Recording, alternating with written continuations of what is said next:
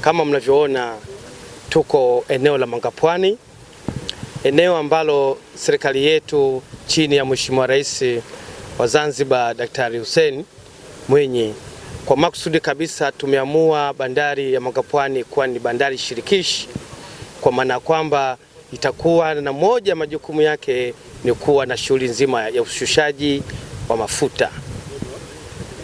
Kama mnavyoelewa, tumekuwa na changamoto ya mafuta kwa kipindi kadhaa siku za nyuma, japo kama sio kwa kiasi kikubwa, lakini imekuwa imetokana sana na vita inayoendelea Mashariki ya Kati. Kwa mara ya mwanzo Zanzibar tunashusha mafuta mengi kuliko kipindi kingine chochote cha siku za nyuma. Leo hii tunashusha mafuta karibu lita milioni 36. Ni mafuta ambayo tunategemea kuyatumia kwa muda wa mwezi mzima. Kuna mafuta ya ndege JT1, lakini kuna diesel na kuna petroli. Tukianza kushusha mafuta haya hivi leo na kueneza katika vituo vyetu, manake tatizo la mafuta Zanzibar kwa mwezi mzima hatutakuwa na shida yote. Na tukimaliza kushusha, meli hii inarudi tena Oman kwenda kuchukua.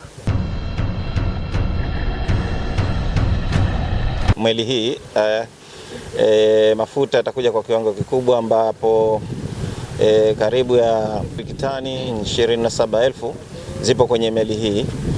Kwa hiyo zitachukua matumizi ya mwezi mzima hadi hapo meli kama hii tena itakapokuja. Kwa hiyo tutakuwa hatuna upungufu wa mafuta katika kipindi cha mwezi mzima, na pia kutaondosha ule usumbufu wa meli hizi ndogo ndogo kwenda Dar es Salaam, ambapo mara nyingi kumekuwa na msongamano wa meli na kusababisha upungufu wa mafuta hapa Zanzibar kupatikana kirahisi.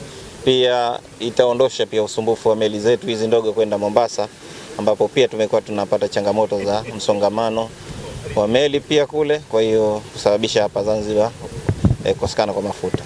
What we see behind here, hiyo meli tunaona si cargo ship peke yake. Hiyo ni meli ambayo inatuonyesha kwamba kuna confidence kwenye Zanzibar, na tena inaonyesha kuwa kuna confidence kwenye capability ya One Petroleum Limited. So this we hope and pray that we carry on the same partnership, the strength for many years to come, inshallah.